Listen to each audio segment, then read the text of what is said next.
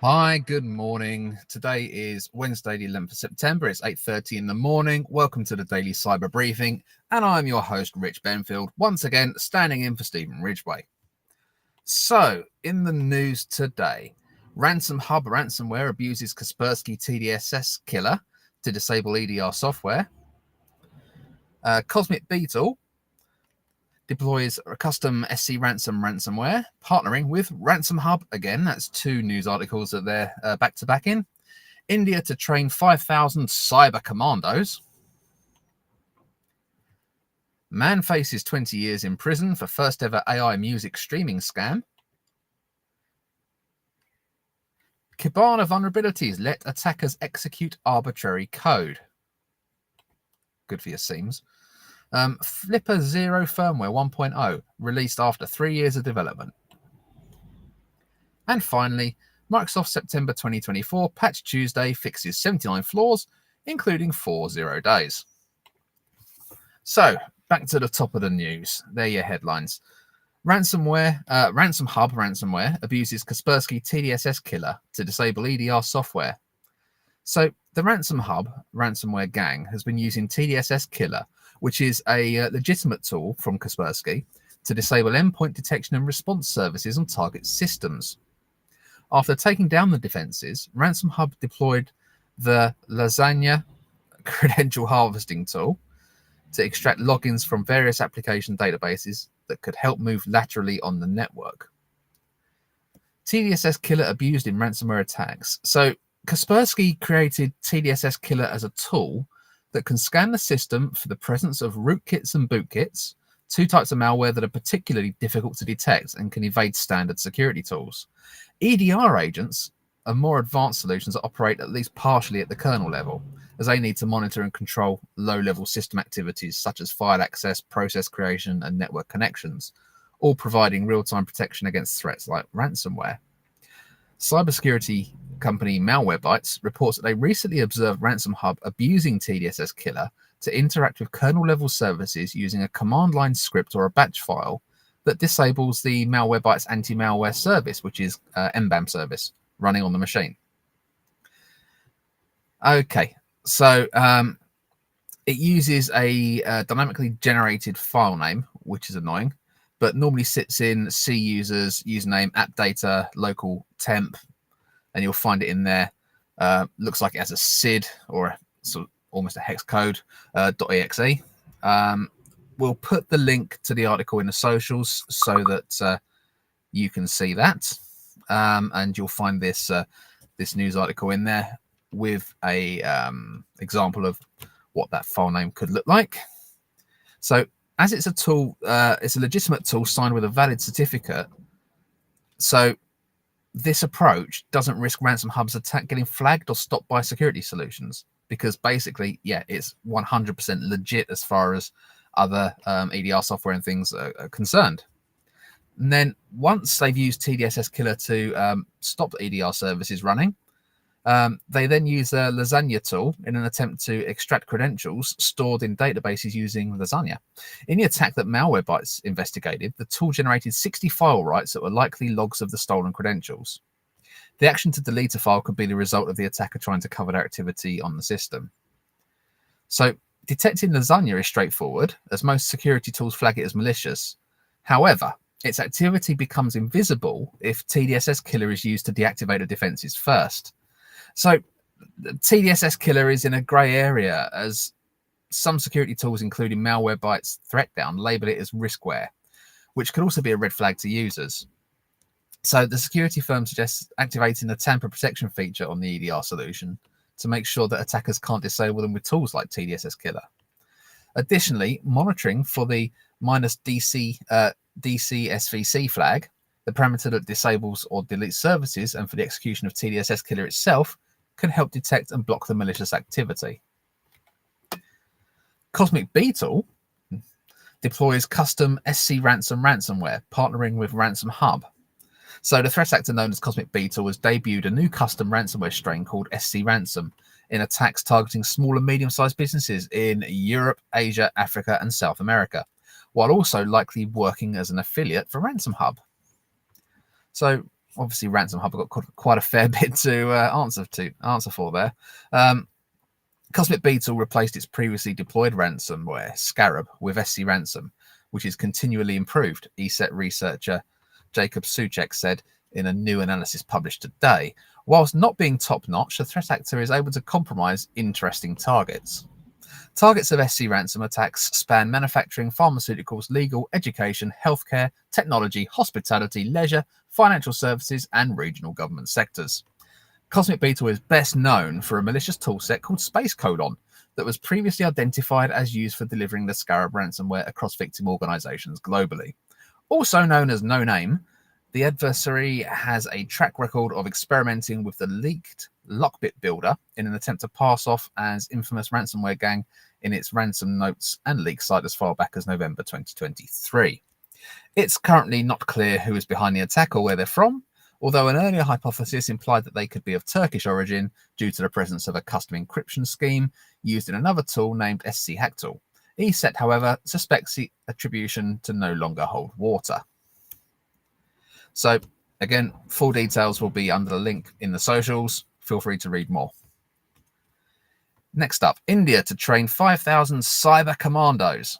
Minister reckons dedicated cops are necessary to protect digital transactions. This article's on the Register, so it should be quite fun. India has announced a plan to train a specialised wing of 5,000 cyber commandos in the next 5 years as part of its efforts to address cybercrime. The dedicated corps will be deployed by state and national governments and police organisations to counter cyber threats and assist in securing digital space, revealed India's Ministry of Home Affairs. The division of cyber fighters were part of 4 major initiatives announced by Minister Amit Shah. Other plans include the establishment of a Cyber Fraud Mitigation Centre, the CFMC, a centralised cybercrime coordination and data sharing platform for law enforcement agencies called the Samanvay Platform, and the creation of a nation-level state registry of suspected cyber criminals. The registry will carry details of those involved in cyber and online financial frauds. It's based on the National Cybercrime Reporting Portal, the NCRP, in collaboration with banks and financial intermediaries. Shah asserted the cyber suspect registry must be interconnected across states, as states have their own boundaries, but cyber criminals have no boundaries. The initiatives all fall under the purview of the Indian Cybercrime Coordination Centre, I4C, a national hub for coordinating prevention and response to digital baddies. The I4C is also embarking on a public awareness campaign to disseminate cybercrime prevention information and promote a national cybercrime helpline number to ensure victims know where to seek help. Okay, so Shah also said that India leads the world for digital payments. Figures from the Reserve Bank of India estimate that 46% of digital payments in the world take place in that country, and that additional protection from digital fraud is necessary. In 2014, only 600 of India's panchayats, or local governments, were connected to the internet, compared to 213,000 today, observed Shah. The minister disclosed that so far, I4C has issued more than 600 advisories, blocking a wide range of websites, social media pages, mobile apps and accounts operated by cyber criminals. Additionally, over 1,100 officers have been trained in cyber forensics. Well, that seems like a positive step, I suppose. I'm shocked to discover that they think that 46% of digital payments in the world take place in India. I mean, I suppose it's possible, but blimey, in which case the question would be, why haven't they taken steps sooner? But still, a 5,000 strong cyber army sounds like a good thing in principle. Next up, man faces 20 years in prison for first ever AI music streaming scam. A North Carolina man has been arrested in the first criminal case involving AI-generated music streaming fraud. Accused of using bots to inflate streams and steal $10 million in royalties, he now faces up to 20 years in prison. So Michael Smith, who is 52, is accused. I nearly said Michael Stipe, who I believe was from REM. He didn't need to do this. So apologies while I just gather my thoughts. Michael Smith, 52, is accused of manipulating streaming platforms to generate billions of fake streams for songs he created using AI, netting over $10 million through this elaborate scheme. He faces charges of wire fraud, conspiracy, and money laundering, all of which could result in significant prison time. So the US Attorney for the Southern District of New York, Damian Williams, announced that the indictment against Smith who allegedly developed software to create fake accounts or bot accounts on popular streaming services such as Spotify, Apple Music, Amazon Music, and YouTube Music. These bots continuously played songs owned by Smith, all of which were generated using AI, leading to an enormous number of fake streams. But here's where it gets interesting. Mr. Smith took some quite clever steps to avoid being detected via the platform's anti-fraud measures. So apparently he generated over 600,000 fake streams per day at one point. And so he accumulated these royalties that should have gone to real musicians and songwriters.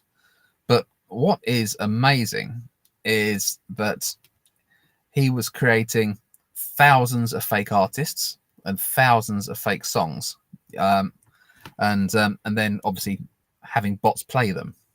And these bots were registering thousands upon thousands of fake user accounts across multiple music platforms. So it was quite widely distributed, his scheme. And it's literally, we're talking billions of fake plays here of his music. And he was just picking up the checks. And he got caught, which is hardly surprising. But given that we know that Spotify, for instance, pays a tiny fraction of a cent of a dollar each time it plays, that should give you an idea of the size of the scheme that he was running. Because, yeah, essentially for him to make $10 million in royalties, that is billions upon billions of streams by robots. Yeah, yes, he's a criminal, but you've got to admire his resourcefulness. I mean, it's quite clever. So there is a statement from the FBI. FBI Acting Assistant Director Christy Curtis commented on the case, saying that Smith's actions played on the vulnerabilities of the music industry, adding that the FBI remains committed to stopping those who abuse technology for financial gain. Smith's arrest marks a turning point in how technology, particularly AI, can be exploited in fraudulent ways within the entertainment sector. If he's convicted, he could face up to 20 years in prison for each of the charges he faces. There's a very strong chance he'll be made an example of. So don't try that at home, kids. Next up, Kibana vulnerabilities let attackers execute arbitrary code. So Elastic, this is quite big in the world of seams and things like that, because they are realistically powering a huge chunk of the backend databases that this software runs on. So Elastic has disclosed 2 critical vulnerabilities affecting Kibana, the popular data visualization and exploration tool used with Elasticsearch. These vulnerabilities are CVE 2024-37288 and 37285. They allow attackers to execute arbitrary code through YAML deserialization issues. The flaws have been assigned high severity scores. And where are we? Sorry, lost my spot there. Underscoring the urgency for affected users to take immediate action. The first vulnerability, CVE 2024-37288, specifically impacts Kibana version 8.15.0. It arises from a deserialization flaw in the Amazon Bedrock connector, one of Elastic's built-in AI tools. When Kibana attempts to parse a YAML document containing a crafted payload, it can lead to arbitrary code execution. This vulnerability is particularly concerning for users configuring the Amazon Bedrock connector. The flaw does not affect all Kibana users, but those utilizing this specific integration are at significant risk. The potential for arbitrary code execution means attackers could gain control over the affected system, leading to data breaches, system compromise, or other malicious activities. In terms of mitigation, they've released Kibana version 8.15.1 to address this vulnerability. Users are strongly advised to upgrade to this version to mitigate the risk. There is a temporary workaround. Again, you'll find it in the socials when we put the links to these articles below our posts. There is also CVE 2024-37285, which is privilege-dependent exploitation. It affects a broader range of Kibana versions from 8.10.0 to 8.15.0. Similar to the first issue, this vulnerability also involves YAML deserialization, but it requires a more specific set of conditions for exploitation. So to successfully exploit this CVE, again 37285, an attacker must possess a combination of specific Elasticsearch indices privileges and Kibana privileges. So this one will be a bit harder for them for a malicious actor to achieve. The required Elasticsearch indices permissions include write privilege on the system indices.kibana_ingest. That allows restricted indices flag is set to true. Additionally, attackers need any of the following Kibana privileges. Under Fleet, the All privilege. Under Integration, the Read or All privilege. And access to the Fleet setup privilege via the Fleet Server's service account token. These prerequisites mean that only users with specific configurations and privilege levels are vulnerable, but the potential impact remains severe. So both vulnerabilities have been rated as critical, reflecting their potential to cause significant harm. The first CVE has a CVSS score of 9.9, and the second one is rated at 9.1, so both high.